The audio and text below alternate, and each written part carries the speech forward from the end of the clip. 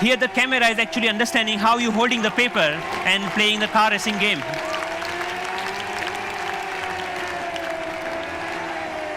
Many of you already must have thought, okay, you can browse. Yeah, of course you can browse to any website. So you can do all sort of computing on a piece of paper wherever you need it.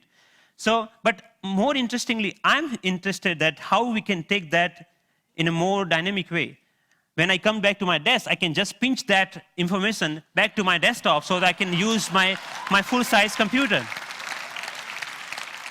And why only computers? We can just play with papers. Like paper world is interesting to play with. So here I'm taking a part of a document and putting over here the second part of from second place, and I'm actually modifying the information that I have over there. Yeah, and then I'm saying, okay, this looks nice. Let me print it out, that thing. So I have a now printout of that thing, and now, so the workflow is more intuitive the way that we used to do before, maybe 20 years back, rather than now switching between these two worlds.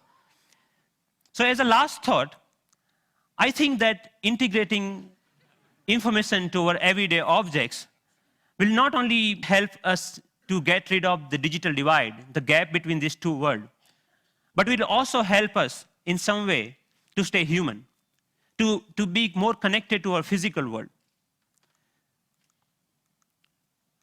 And it will actually help us not end up being machines sitting in front of another machines. So that's all. Thank you.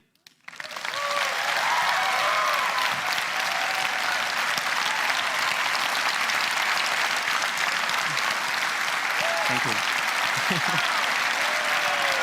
Thank you. Thank you. Thank you.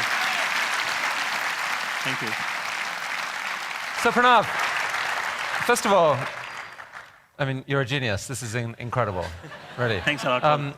What are you doing with this? Is there a company being planned, or is this research forever, or what? So there are lots of companies, actually sponsored companies of Media Lab, interested in taking this ahead in one or the way. The companies like mobile phone operators want to take this in a different way than the NGOs in India are thinking that why can we only have sixth sense? We should have a fifth sense for missing sense people who cannot speak. Maybe this technology can be used for them to speak out in a different way, maybe speaker system.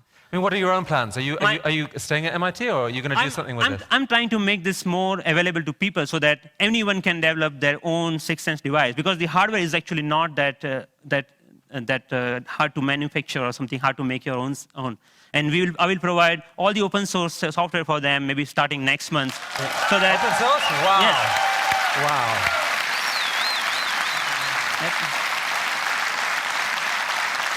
Are you going to come back to India with some of this at some point? Yes, of course.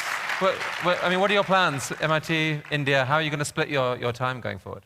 There is a lot of energy here, lots of learning. Like all of this work that you have ever seen is all about my learning in India. And now, even if you see, it's more about the cost effectiveness. This system costs you $300 compared to the like $20,000 of Surface tables or anything like that. Or maybe even the $2 mouse, just a system, at that time was costing around like $5,000. So we actually, I showed that to, in one of the conference to President Abdul Kalam at that time. And then he said, okay, we should use this in Bhabha Atomic Research Center for some use of that. So I'm more excited about how I can bring the technology to masses rather than just staying that technology into lab or environment, something like that. Based on the people we've seen at TED, I would say you're truly one of the 2 or 3 best inventors in the world right now. And it's been an honor to have you here at TED. Thank you. Thank you so much. Nice to meet you. It was fantastic.